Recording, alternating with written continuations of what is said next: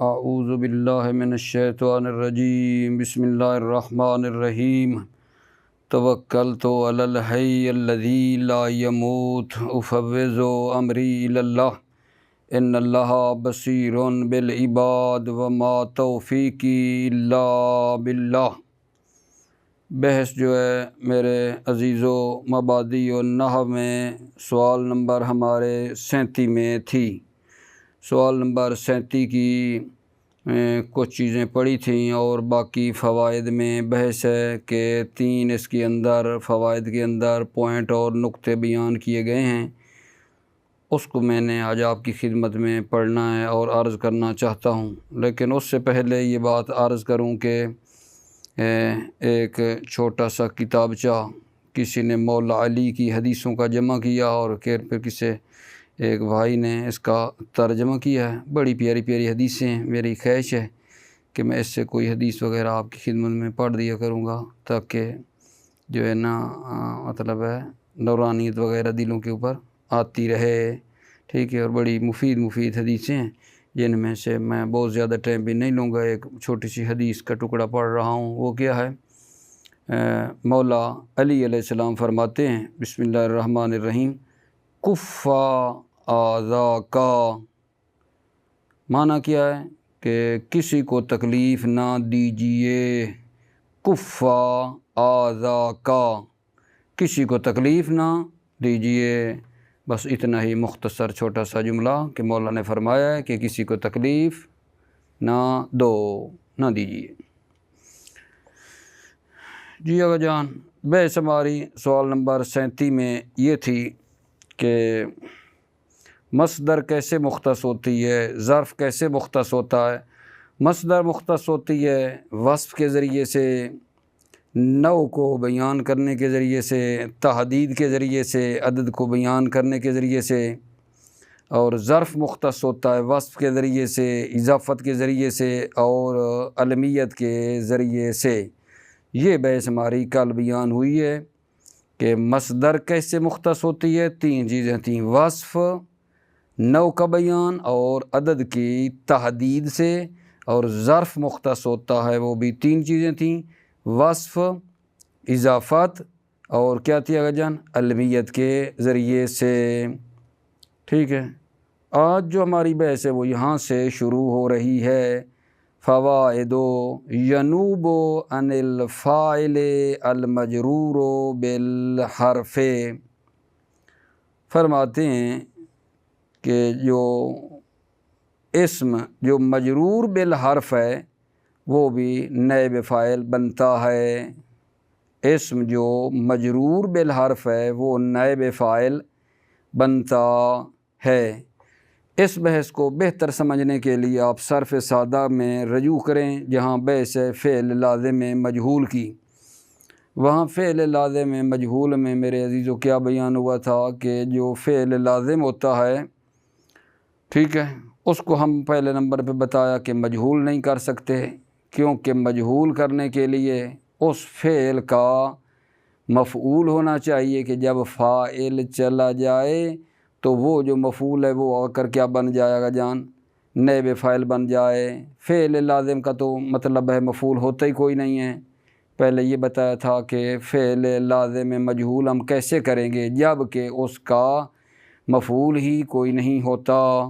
تو وہاں یہ بات کی تھی صرف سادہ میں کہ پہلے ہم یہ کریں گے، اگر بنانا چاہیں فعل لازم کو مجہول تو پہلے یہ کریں گے فعل لازم کو حرف جر کے ذریعے سے، ٹھیک ہے، متعدی کریں گے۔ جب فعل لازم متعدی ہو جائے گا تو پھر اس کو مجہول کر دیں تو ہو سکتا ہے کیا ہوگا؟ فاعل گر جائے گا اور وہی مفعول باواسطہ جو حرف جر والا ہے وہ آ کر نائب فاعل بن جائے گا، ٹھیک ہے۔ بطور مثال جناب ذہب زید بعمر، ٹھیک ہے نا، ذہب زید بعمر جو ہے اس کا کیا کر دیں گے آقا جان؟ مطلب ہے زید گر جائے گا، جب آپ مجہول بنائیں گے اس کو بعمر نائب فاعل بن جائے گا ذہب بعمر رن، ٹھیک ہے۔ یہ بات صرف سادہ میں کس جگہ پہ؟ فعل لازم مجہول میں بڑی بہترین انداز میں بیان کی ہے، تو اسی سے لگتی جلتی یہ بھی ہے کہ جناب علی ہم کیا کریں گے؟ پہلے فائدے میں بتا رہا ہے کہ ینوب عن الفاعل المجرور بالحرف، یعنی وہ اسم جو مجرور ہے حرف کے ذریعے سے وہ نائب فاعل بن سکتا ہے۔ جیسے جناب مرہ بالبستان، مرہ کا معلوم ہے مرہ، ٹھیک ہے، مرہ، اس کو پھر جب مجہول بنایا مرہ تو وہ جو مفعول تھا با کے ذریعے سے بالبستان وہ نائب فاعل بن گیا ہے، مرہ بالبستان ہو جائے گا، یعنی وہ مفعول جو باواسطہ ہے یا کہوں اسم جو مجرور بحرف ہے وہ کیا بنتا ہے؟ نائب فاعل، نائب فاعل بن گیا ہے یہاں۔ نظرا فی الامر، فی الامر جو ہے یہ نائب فاعل بنا ہے، ٹھیک ہے نا۔ تو یہ بستان اور امر جو ہیں یہ کیا ہے جان؟ موضع رفع میں ہے، رفع کی جگہ پہ ہیں نیابت کی بنیاد پر، کیونکہ نائب فاعل ہیں، بالبستان اور فی الامر نائب فاعل بن رہے ہیں، نائب فاعل مرفوع ہوتا ہے، لہذا رفع کی جگہ پہ ہیں، موضع رفع میں ہیں۔ یہ پہلا فائدہ آگا جان ہمارا، ٹھیک ہے۔ اس کو میں پڑھ لیتا ہوں پھر میں دوسرا فائدہ عرض کرتا ہوں۔ جی بسم اللہ الرحمن الرحیم۔ فوائد: ینوب عن الفاعل المجرور بالحرف، یہ نا المجرور فاعل ہے ینوب کا، ینوب عن الفاعل المجرور، کیا عرض کیا؟ یہ فاعل ہے ینوب کا، ینوب عن الفاعل المجرور بالحرف، المجرور یعنی وہ اسم جو مجرور بالحرف ہے وہ نائب فاعل بنتا ہے، ینوب عن الفاعل فاعل کا نائب ہوتا ہے، کون؟ المجرور بالحرف، وہ اسم جو مجرور بالحرف ہے، نحو جیسے مرہ بالبستان، یہ بالبستان جو ہے یہ نائب فاعل ہے، مرہ بالبستان، ٹھیک ہے، باغ کے قریب سے گزرا گیا، باغ سے گزرا گیا۔ وَنُظِرَ فِي الْأَمْرِ، اس مسئلہ میں، ٹھیک ہے، غور و فکر کیا گیا، نُظِرَ فِي الْأَمْرِ، اس امر میں، اس مسئلے میں غور و فکر کی گئی۔ فَالْبُسْتَانُ وَالْأَمْرُ فِي مَوْضِعِ رَفْعٍ عَلَى النِّيَابَةِ، بستان، باغ اور امر جو ہیں یہ رفع کی جگہ میں ہیں نیابت کی بنا پر۔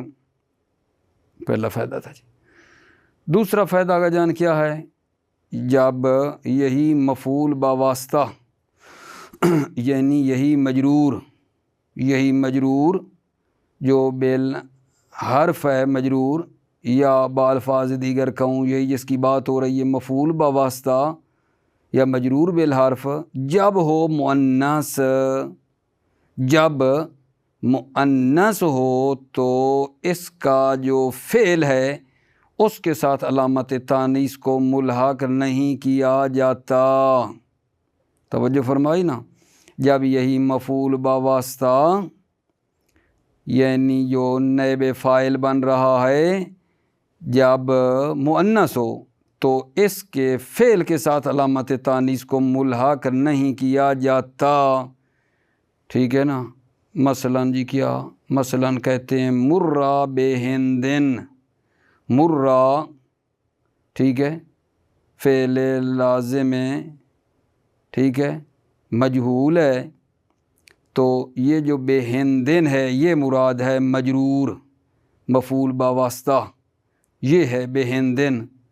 تو اب اس کا جو فعل ہے مرہ، اس کو مرت نہیں کہیں گے، مرت بہندن نہیں ہے، یعنی جب یہ مجرور یا مفعول باواسطہ مؤنث ہو تو اس کے فعل کے ساتھ علامت تانیث کو ملحق نہیں کیا جاتا، پڑھا جاتا ہے مرہ بے ہندن، حالانکہ یہ بے ہندن یہ جو مجرور ہے یہ مؤنث ہے، ٹھیک ہے، فعل پھر بھی مذکر ہے، فعل کے ساتھ علامت تانیث نہیں لگائی ہے، مرت نہیں کہنا چاہیے، مرہ کہنا چاہیے۔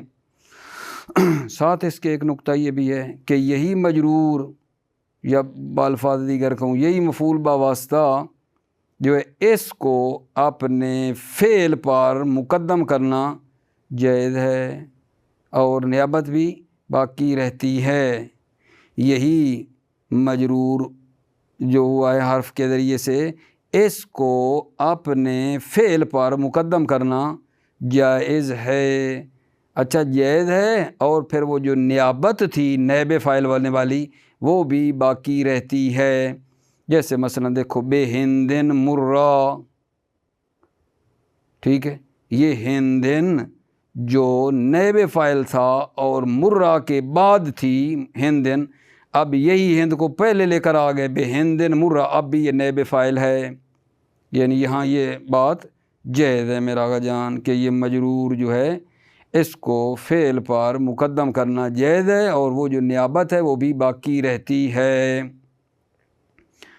توجہ جی، 2 نمبر کیا جی، اذا کان المجرور مؤنثا، مؤنثا کیا بن رہا گا جی، کانا کی خبر ہے، اذا کان المجرور، مجرور یعنی یہ مفعول باواسطہ جب مؤنث ہو، فلا تلحق فعلہ علامت التانیث، فعلہ یعنی اس مجرور کے فعل کے ساتھ علامت تانیث کو ملحق نہیں کیا جاتا، فتقولو، ٹھیک ہے، پس تم کہو گے مرہ بے ہندن، مرہ بے ہندن، مجرور یہاں کون ہے مجرور، یہ مفعول باواسطہ وہ ہندن ہے، فعل جو مرہ تھا اس کے ساتھ تا وغیرہ نہیں لگی، حالانکہ یہ مؤنث ہے ہندن، مرہ بے ہندن کہنا ہے، لا مرت، نہ کہ مرت بے ہندن، نہ یہ نہیں، وَيَجُوزُ تَقْدِيمُهُ وَلَا فِعْلِهِ بَاقِيًا عَلَى نِيَابَتِهِ، یجوزو کا فاعل ہے، تقدیمہ فاعل ہے، یجوزو کا تقدیمہ کی ضمیر کہاں جا رہی ہے،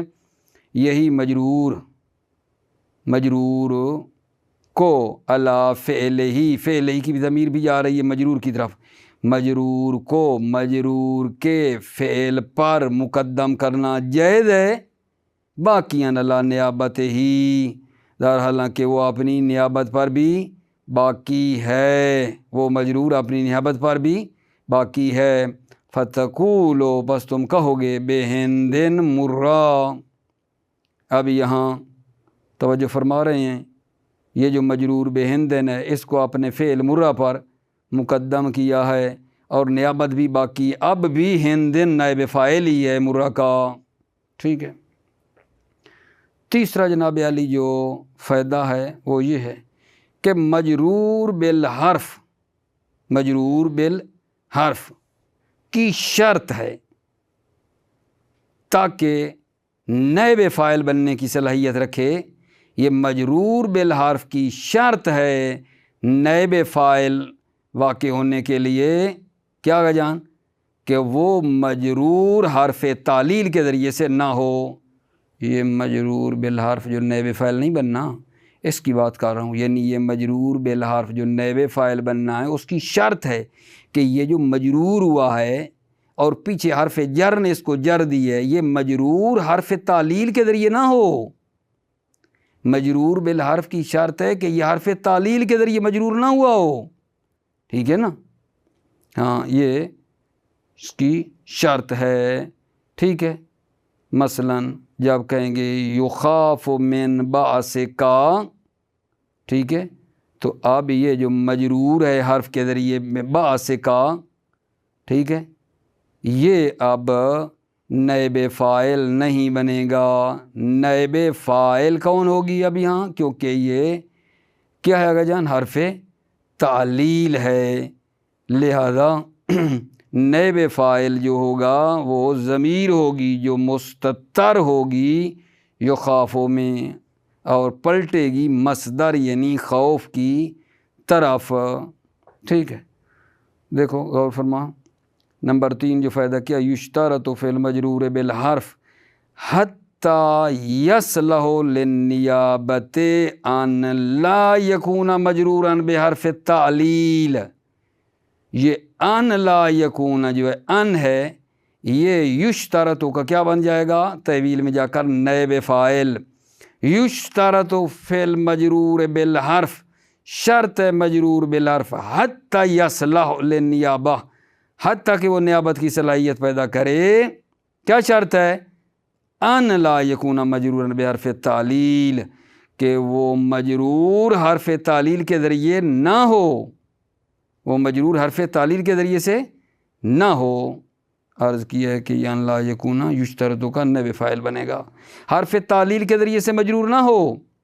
فَإِذَا قُلْتَ جب آپ کہیں گے یخاف من بعث کا یخاف من بعث کا معنی کیا ہے؟ بے خاطر جو ہے تیرے ڈر کی وجہ سے تیرے ڈر کی وجہ سے وحشت مثلا خارج میں ایجاد ہوئی. یخاف من بعث کا ٹھیک ہے آپ کے ڈر کی خاطر وحشت اور خوف خارج میں ایجاد ہوا. یہاں کیا ہوگا یکون نائب الفاعل ضمیر مستتر فی یخاف عائد الی المصدر.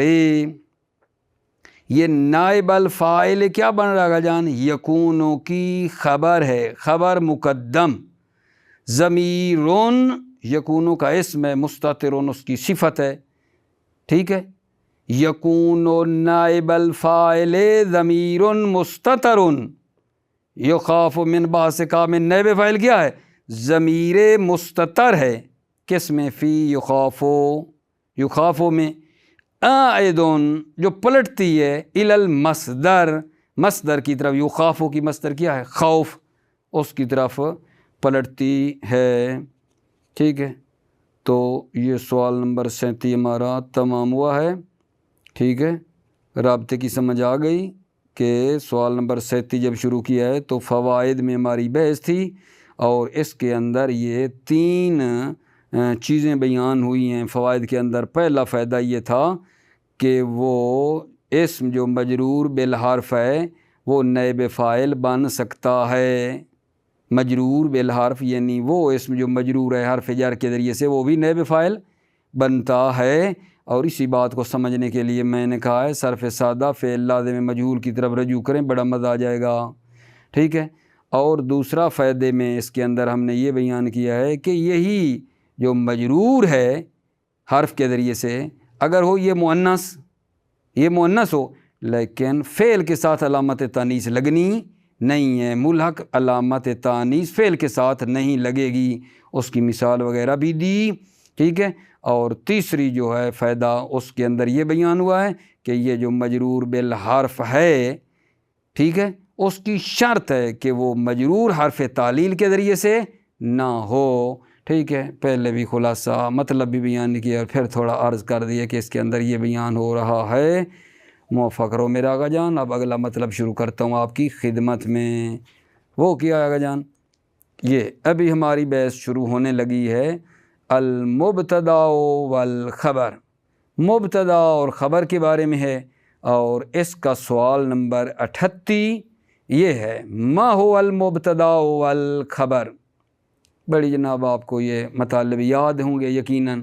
ٹھیک ہے بڑی پرانی اور مزیدار بحثیں یقین یعنی بڑا کیف اور لطف لیں گے آپ جن کو ہدایت و نحو اچھی آتی ہے نا.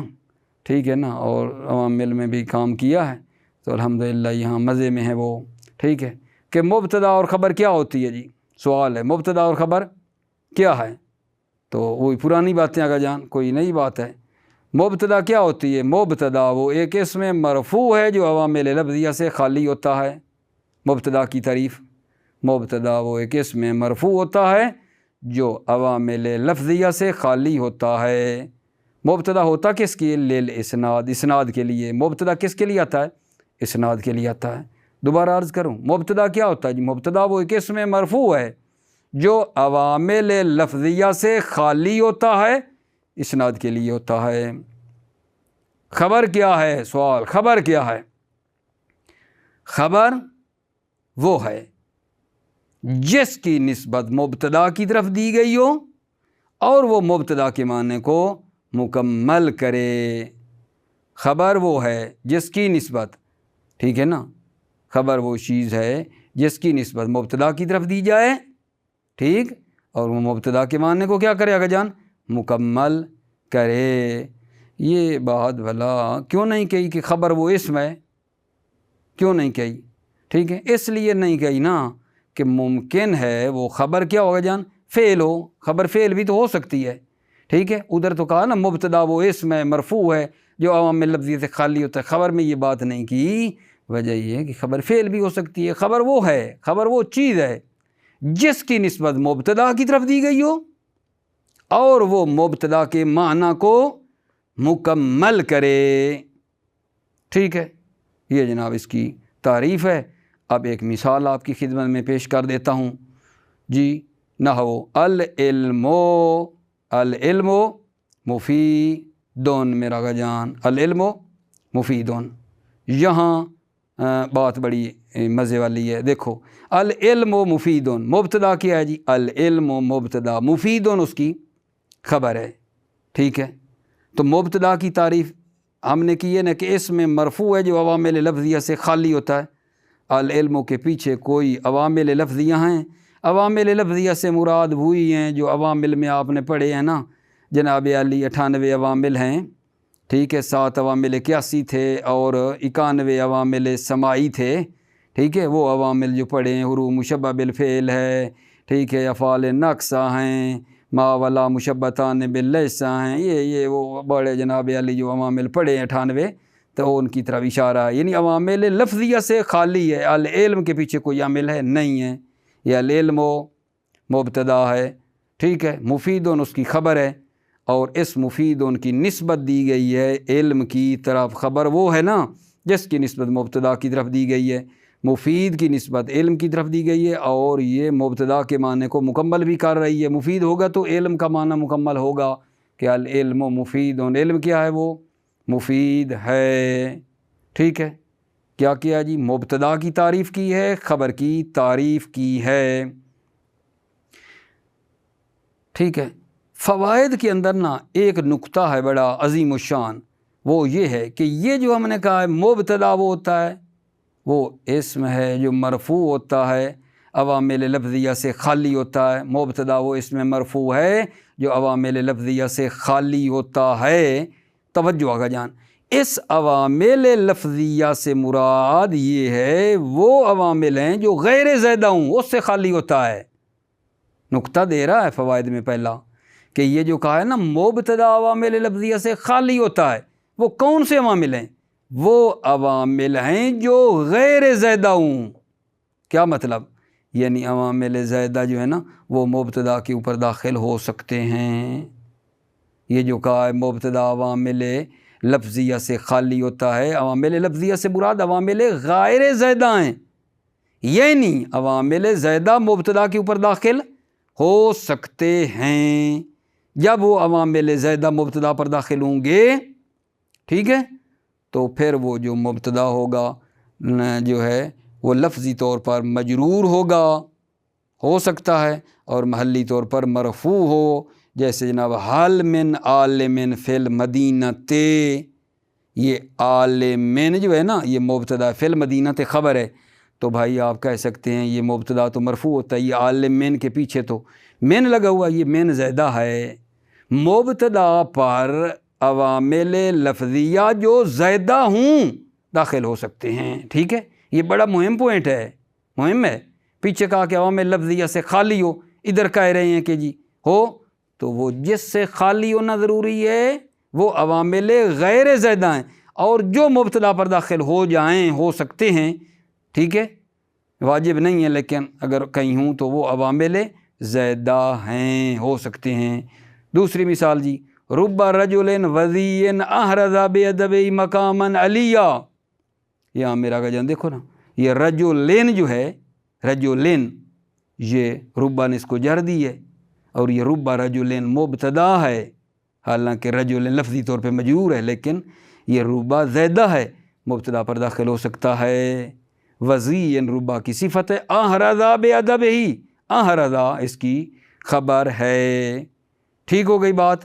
نتیجہ یہ نکلا کہ جو مبتدا ہے اس پر عوامل لفظیہ غیر زائدہ نہیں آتے، لیکن زائدہ داخل ہو سکتے ہیں۔ ٹھیک ہے، یہ جناب علی توجہ فرمائیں، پھر انشاءاللہ مزید بحث کو ادامہ دوں گا، توجہ کر لیں جی۔ بسم اللہ۔ المبتدا والخبر، سوال نمبر 38، ما هو المبتدا والخبر؟ مبتدا اور خبر کیا ہوتا ہے؟ المبتدا اسم مرفوع مجرد من العوامل اللفظیۃ للاسناد۔ مبتدا وہ اسم ہے، مرفوع ہے، مجرد من العوامل لفظیۃ، عوامل لفظیہ سے خالی ہوتا ہے۔ کس کے لیے آتا ہے یہ مبتدا؟ ٹھیک ہے، للاسناد، اسناد کے لیے ہوتا ہے۔ یہ ہے جی مبتدا کی تعریف۔ اکھا جی پھر آگے جناب بھائیو، خبر کیا ہے؟ والخبر ہوا ما اسند الی المبتدا متمما معنیٰ ہو، اور خبر وہ ہے ما اسند الی المبتدا، جس کی نسبت مبتدا کی طرف دی گئی ہو، متمما معنیٰ ہو، متمما حال ہے، در حالانکہ وہ معنی ہو، مبتدا کے معنی کو مکمل کر رہی ہو۔ خبر وہ ہے جس کی نسبت مبتدا کی طرف دی گئی ہو، در حالانکہ وہ متمما معنی ہو مبتدا، مبتدا کے معنی کو مکمل کر رہی ہو۔ نحو العلم مفید، علم جو ہے وہ مفید ہے، العلم مبتدا، مفید خبر ہے، اور یہ اس مبتدا اور خبر کی اس پر تطبیق آپ فٹنگ کر سکتے ہو۔ ٹھیک ہے، بڑے آسان انداز میں کہ علم ہے، پیچھے عوامل لفظیہ سے خالی ہے، ٹھیک ہے، اور مفید خبر ہے، اور اس کی نسبت دی جا رہی ہے مبتدا کی طرف، اور مبتدا کے معنی کو مکمل بھی کر رہی ہے جو کہ مفید ہے۔ ٹھیک ہے نا۔ اب یہی جو نمبر 1 ہے آغا جان، اس کے آگے میری کتاب میں نا حاشیہ ہے، ایک مطلب حاشیے کا ہے فوائد شروع کرنے سے پہلے۔ وہ کیا ہے کہ زمخشری نے مبتدا اور خبر کی تعریف کی ہے کہ مبتدا اور خبر یہ ہوتے ہیں جو جناب علی خالی ہوتے ہیں عوامل لفظیہ سے اسناد کے لیے۔ ٹھیک ہے، اور مبتدا اور خبر کو جو عامل رفع ہے، رفع دینے والا کیا ہے؟ زمخشری کہتا ہے اسناد ہے۔ مبتدا اور خبر کے درمیان جو اسناد ہے نا، وہ رافع ہے مبتدا اور خبر کے لیے۔ میں یہ حاشیہ پڑھتا ہوں، مطلب سادہ ہی ہے، توجہ فرمائیں۔ حدد الزمخشری، حددہ تعریف کی ہے زمخشری نے، حدد الزمخشری المبتدا والخبر، زمخشری نے مبتدا اور خبر کی تعریف کی ہے بے قول ہی، اپنے اس قول کے ذریعے، انہما اسمان مجردان للاسناد، انہما مبتدا اور خبر دو اسم ہیں جو مجردان، مجرد ہوتے ہیں، خالی ہوتے ہیں عوامل لفظیہ سے، للاسناد، کس کے لیے ہوتے ہیں؟ اسناد کے لیے۔ نحو زید منطلق، زید منطلق، زید جانے والا ہے، توجہ کرو، زید مبتدا، منطلق خبر ہے۔ یہ زید اور مبتدا دونوں اسم ہیں یا نہیں؟ عوامل لفظیہ سے خالی ہیں، پیچھے کوئی عامل نہیں، اور ہیں بھی اسناد کے لیے۔ ٹھیک ہے، والمراد بالتجرید، توجہ چاہتا ہوں، یہاں جو انہوں نے کہا انہما اسمان مجردان، مجردان والا کلمہ جو بولا ہے، سمجھانا چاہ رہا ہے کہ زمخشری نے جو مجردان کہا ہے، مراد کیا ہے؟ والمراد بالتجرید اخلاؤہما من العوامل التی ہے یکان و ان الی الاخر۔ تجرید سے مراد یہ ہے اخلاؤہما، ہما مبتدا اور خبر کا خالی ہونا ہے، من العوامل، عوامل سے خالی ہونا ہے۔ اخلاء سے مراد کیا ہے؟ مبتدا اور خبر کا خالی ہونا ہے عوامل سے، التی ہے یا جو کہ کانا انا الی الاخر۔ ٹھیک ہے، وَقَوْنِهِمَا یہ عطف ہے تجرید پہ، والمرادو بالتجرید یہ ہے، اور پھر کیا ہے وَقَوْنِهِمَا مُجَرَّدَيْنِ لِلْإِسْنَادِ، یہ اس سے مراد کیا ہے وَقَوْنِهِمَا مُجَرَّدَيْنِ لِلْإِسْنَادِ، مبتدا اور خبر مجرد ہوں اسناد کے لیے۔ زمخشری نے نہیں کہا مجردان للاسناد، اس کی مراد کیا ہے وَقَوْنِهِمَا مبتدا اور خبر مجرد ہوں اسناد کے لیے، مراد کیا ہے زمخشری کی ہوا رافعہما، ہوا ضمیر جا رہی ہے اسناد کی طرف، مراد یہ ہے کہ یہ اسناد رافعہما مبتدا اور خبر کو رفع دے رہا ہے۔ زمخشری کہتا ہے یہی اسناد مبتدا اور خبر کو رفع دے رہا ہے، لِأَنَّهُ مَعْنَى قَدْ تَنَاوَلَهُمَا مَعًا تَنَاوُلًا وَاحِدًا، ٹھیک ہے، اس لیے کہ یہ اسناد ایک معنی ہے جو جناب قد تناولہما مبتدا اور خبر دونوں کو ایک مرتبہ شامل ہے، اس حیثیت کے ساتھ میں نیسو کہ ان الاسناد لا یتأتی بدون الطرفین، کیونکہ اسناد طرفین کے بغیر نہیں آتا ہے، مسند و مسند الیہ، اسناد طرفین کے بغیر نہیں آتا، یعنی مسند اور مسند الیہ کے بغیر نہیں ہوتا ہے۔ انہا کی خبر ہو جائے گی نا، ان الاسناد لا یتأتی بدون الطرفین، اسناد بغیر طرفین کے نہیں ہوتا، مسند اور مسند الیہ کے بغیر۔ پھر آگے مطلب کیا آگا جی فوائدوں میں پہلا فائدہ کیا ہے جی المراد بہی العوامل اللفظیت العوامل غیر الزائدت، المراد مبتدا العوامل خبر، المراد بالعوامل اللفظیت العوامل غیر الزائدہ، عوامل لفظیہ سے مراد عوامل غیر زائدہ ہیں، کیوں؟ لِأَنَّ الزَّائِدَةَ تَدْخُلُ عَلَى الْمُبْتَدَاءِ، کیونکہ جو زائدہ ہیں یعنی عوامل زائدہ تدخل علی المبتدا ہے، مبتدا پر داخل ہوتے ہیں، فَيَكُونُ مَجْرُورًا لَفْظًا مَرْفُوعًا مَحَلًّا، یکونو کے اندر ضمیر جا رہی ہے مبتدا کی طرف، پس وہ مبتدا مجرور ہوگا لفظاً، مرفوع ہوگا محلاً، نحو حل من عالم فی المدینۃ، یہاں غور فرماؤ، من عالم، عالم مبتدا ہے، فی المدینۃ خبر ہے، من عالم لفظی طور پر مجرور ہے، محلی طور پر مرفوع ہے، کیوں محلی طور پر مرفوع ہے؟ کیونکہ مبتدا مرفوع ہوتا ہے۔ حل من عالم فی المدینۃ، کیا شہر میں کوئی عالم ہے؟ کیا شہر میں عالم ہے؟ وَرُبَّ رَجُلٍ وَذِيٍّ أَحْرَزَ بِأَدَبِهِ مَقَامًا عَلِيًّا، یہاں محل شاہد کیا ہے؟ رجلین ہے، ربا کے ذریعے مجرور ہوا ہے، ربا زائد ہے، لیکن یہ رجلین جو ہے نا یہ مبتدا ہے آگا جان، ٹھیک ہے، وزین اس کی صفت ہے، اور احرزا جو ہے یہ اس کی خبر ہے۔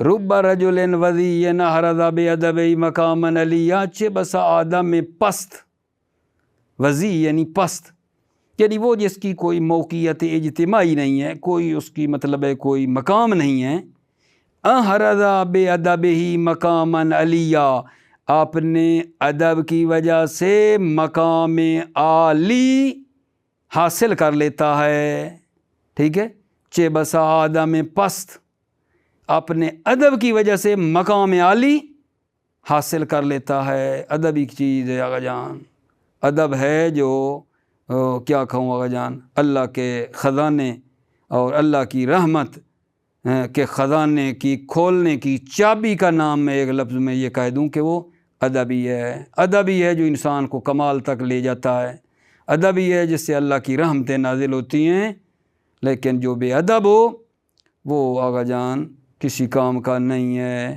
ٹھیک ہے۔ لہذا مولانا روم نے کیا خوب کہا تھا، از خدا می خواہم توفیق ادب، بی ادب محروم ماند از لطف رب، ٹھیک ہے۔ مولانا روم کہتے ہیں خدا سے میں ادب کی توفیق مانگتا ہوں، اس لیے کہ جو بے ادب ہے وہ خدا کی رحمت سے مایوس ہو جاتا ہے۔ بی ادب نہ خود را داشت بد، بلکہ آتش در ہمیں آفاق زد، بے ادب نہ خود کا برا کرتا ہے بلکہ پوری دنیا میں آج جو ظلم اور ستم ہے اور زیادتیاں ہیں وہ ساری بے ادبوں کی وجہ سے ہیں۔ نہ خود جلتا ہے بے ادب بلکہ دوسروں کو بھی جلا دیتا ہے۔ ٹھیک ہے، تو آپ کی خدمت میں عرض کیا نا کہ ادب کی وجہ سے اللہ کی رحمت کے خزانے کھلتے ہیں۔ مولانا روم کتنے چلاک بندے ہیں آگا جان، کوئی سوال نہیں کر رہے، کہتے ہیں از خدا می خواہم توفیق ادب، خدا سے ادب کی توفیق مانگتا ہوں۔ ٹھیک ہے، اور سبحان اللہ آگا جان، جس کو ادب مل جائے تو اس نے تو ایک ایسی چیز اپنے ہاتھ میں لے لی ہے جو کسی کے ہاتھ میں آنے والی نہیں ہے۔ ادب سے ہی وہ ساری چیزیں اپنے ہاتھ میں لے سکتا ہے۔ اللہ توفیق عطا فرمائے، اللہ ہمیں ادب کی توفیق دے آگا جان۔ دوسری میرے عزیزو کیا ہے آگا جان؟ دوسرا جو فائدہ ہے وہ یہ ہے کہ یہ جو مبتدا جس کی بات ہم کر رہے ہیں فائدہ میں، وہ مبتدا یا صریح ہوتا ہے، صریح ہوتا ہے۔ صریح کا مطلب یہ ہے جیسے وہی تھا العلم مفید، علم صریح ہے، زید قیم، زید مبتدا صریح ہے، ٹھیک ہے، واضح ہے، آشکار ہے۔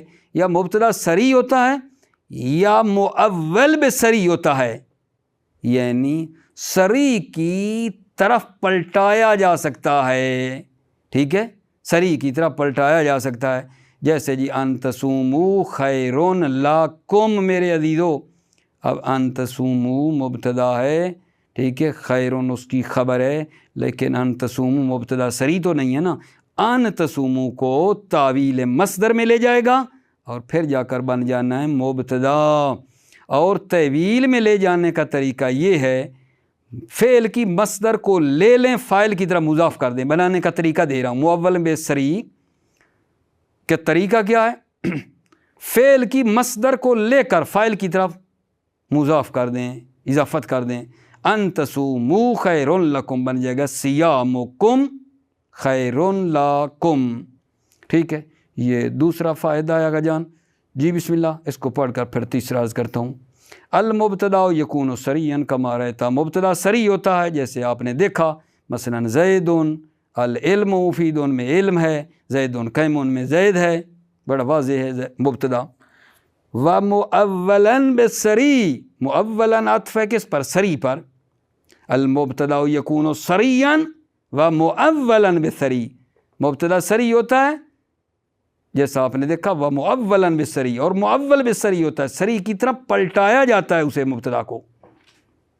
نہ ہو ان تصوموا خیر لکم، یہاں مبتدا غیر صریح ہے لیکن ان کے ذریعے صریح بنا دیں گے۔ ان تصوموا تعویل مصدر میں جائے گا، بن جائے گا صیامکم، اب صریح ہو گیا ہے، ٹھیک ہے۔ بنا کیسے ہے؟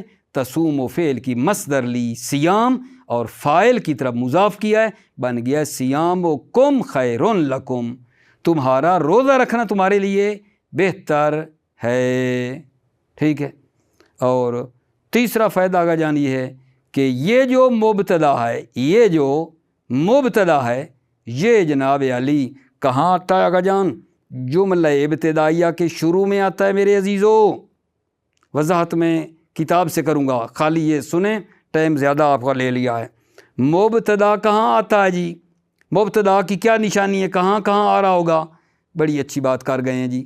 جملہ ابتدائیہ جس سے جملہ سٹارٹ ہو رہا ہے، آغاز ہو رہا ہے، وہ جو شروع میں اس جملہ ابتدائیہ ہے اس میں وہ مبتدا ہوتا ہے۔ جملہ ابتدائیہ کے شروع میں ہوتا ہے مبتدا۔ نمبر 2، جملہ حالیہ کے شروع میں آتا ہے، جملہ حالیہ کے شروع میں آتا ہے۔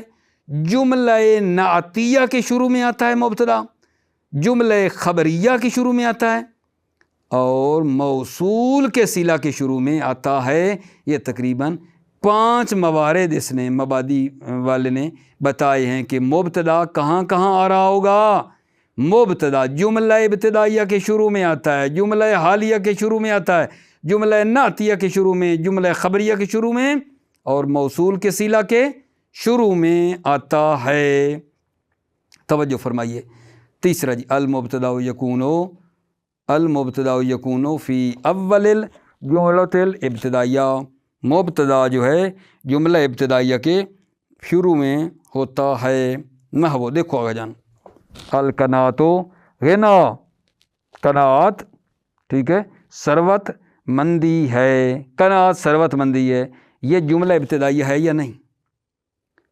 بھائی شروع سے آ رہا ہے نا، جملہ شروع سے سٹارٹ ہو رہا ہے، جملہ ابتدائیہ ہے، ٹھیک ہے۔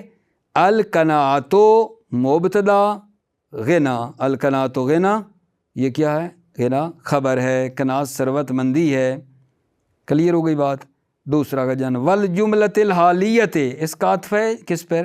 جملہ ابتدائیہ پہ، والجملۃ الحالیۃ، پیچھے رابط ضرور بھی لاؤ، المبتدا یکون فی اول جملۃ الابتدائیۃ والجملۃ الحالیۃ، یہ مبتدا واقع ہوتا ہے جملہ حالیہ کے بھی شروع میں، نحو سرت والقمر فی کبد السماء، یہاں جملہ حالیہ کون ہے؟ محل شاہد کہاں سے ڈھونڈو گے اس کو؟ سرت والقمر فی کبد السماء، شاہد مثال ہماری قمر ہے، والقمر مبتدا، فی کبد السماء یہ خبر ہے، یہ جملہ حالیہ ہے آغا جان، تو لہذا والقمر فی کبد السماء یہ جملہ ہے اور والقمر مبتدا ہے، یہ میری محل شاہد مثال ہے آپ کی خدمت میں۔ والجملۃ الحالیہ، جملہ حالیہ کے شروع میں آتا ہے نا، وہ سرت والقمر فی کبد السماء، میں نے سرت سیر کی، والقمر فی کبد السماء واو حالیہ ہے، در حالانکہ چاند وسط آسمان میں تھا، کبد وسط کو کہتے ہیں۔ والجملۃ النعتیۃ، رابط ملاؤ، المبتدا یکون فی اول کیا جی؟ جملۃ نعتیہ، اول جملہ نعتیہ کے شروع میں آتا ہے مبتدا، نحو رأیت شیخا مجلسہ مہیب، یہاں آپ کیا لیں گے جی کہ وہ جملہ نعتیہ اس میں ہمارا کون سا ہے، اور اس جملہ نعتیہ کے شروع میں مبتدا آ رہا ہے، انگلی رکھو اس کے اوپر، وہ کیا ہوگی؟ مجلسہ مہیب، یہ مجلسہ مبتدا ہے، مضاف مضاف الیہ مل کر، مہیب خبر ہے، اور یہ مجلسہ مہیب یہ جملہ نعتیہ ہے آقا جان۔ رأیت شیخا، میں نے استاد کو دیکھا، شیخ سے مراد کئی ہوتے ہیں لیکن ایک معنی استاد ہے، رأیت شیخا میں نے استاد کو دیکھا، مجلسہ مہیب، در حالانکہ اس استاد کی صفت کیا تھی؟ جملہ دیکھنا، مجلسہ مہیب، در حالانکہ اس کی مجلسہ اس شیخ کی، اس کی مجلس کیا تھی؟ ہیبت والی تھی، ہیبت والی تھی، مجلسہ مہیب یہ صفت ہے، جملہ بن گیا ہے، صفت بن رہا ہے، نعتیہ ہے شیخ کے لیے، میں نے استاد کو دیکھا در حالانکہ اس کی مجلس کیا ہے؟ ہیبت والی تھی، کلیئر۔ والجملۃ الخبریہ، مبتدا کہاں آتا ہے؟ جملہ خبریہ کے شروع میں آتا ہے، نحو الظلم مرتعہ وخیم، بعض کو میں نے دیکھا ہے کہ جی پوچھے نا کہ وہ جملہ خبریہ کے شروع میں آتا ہے، مبتدا جملہ خبریہ کے شروع میں آتا ہے، تو اس میں الظلم مرتعہ وخیم، اگر پوچھا جائے تو جناب بسم اللہ کر کے کہتے ہیں الظلم، الظلم پہ ہاتھ رکھ دیتے ہیں۔ بھائیو یہ دیکھو کہ کیا یہ ہے بھلا، سوچو نا، الجملۃ الخبریہ نہیں، جملہ خبریہ جو بن رہا ہے اس کے شروع میں آ رہا ہے وہ اگلا ہے، مرتعہ وخیم ہے، مرتعہ مضاف الیہ مل کر ہے مبتدا، وخیم خبر، یہ جملہ خبریہ بن رہا ہے، ٹھیک ہے، یہ جملہ خبریہ ہمارا مراد ہے، ٹھیک ہے۔ محل شاہد کیا ہے کہ یہ جو بات کی ہے مبتدا جملہ خبریہ کے شروع میں آتا ہے، یہ الظلم پہلا ہے یا اگلا؟ نہ اگلا، مرتعہ مبتدا وخیم خبر، یہ پورا جملہ بن کر الظلم جو پہلا مبتدا ہے اس کی بنے گا خبر، الظلم بھی مبتدا ہے، مرتعہ پھر مبتدا ہے، وخیم خبر، بعد والا جملہ مرتعہ وخیم مل کر پورا جملہ بن کر ظلم مبتدا کی خبر، اور ہماری شاہد مثال مرتعہ ہے، وہ مبتدا مراد ہے ہمارا، ٹھیک ہے۔ والجملۃ الخبریہ، جملہ خبریہ کے شروع میں آتا ہے مبتدا، الظلم مرتعہ وخیم، ظلم مرتع کہتے ہیں چراگاہ کو، وخیم کہتے ہیں خطرناک کو، مرتعہ ظلم کی چراگاہ بڑی دردناک ہے آقا جان، بڑی خطرناک ہے۔ اور آخری اس کا مطلب فی صدر صلۃ الموصول، موصول کے صلہ کے شروع میں آتا ہے، مبتدا موصول کے صلہ کے شروع میں آتا ہے۔ ایک موصول ہوتا ہے آپ جانتے ہیں الذی اللتی وغیرہ، اور اس کے آگے جو صلہ ہوتا ہے وہ جو موصول کو نہیں دیکھ رہا، موصول کے آگے جو صلہ ہو رہا، صلہ کے فرنٹ میں ابتدا میں وہ کیا آئے گا جان؟ مبتدا ہوگا۔ نحو زارنی الذی ابوہ خطیب، الذی موصول، صلہ ابوہ خطیب، اس میں یہ محل شاہد ہے، یہ جو صلہ ہے اس کے شروع میں ابوہ مبتدا ہے، خطیب خبر ہے۔ فی صدر صلۃ الموصول، موصول کے صلہ کے شروع میں آتا ہے۔ نحو زارنی الذی ابوہ خطیب، شاہد مثال ابوہ ہے۔ زارنی اس نے میری زیارت کی، الذی ابوہ خطیب جس کا باپ خطیب ہے۔ ٹھیک ہے، مطلب آگے جان ہمارا تمام ہوا۔ موفق مؤید رہیں، سلامت رہے میرے عزیزو۔ السلام علیکم ورحمۃ اللہ وبرکاتہ۔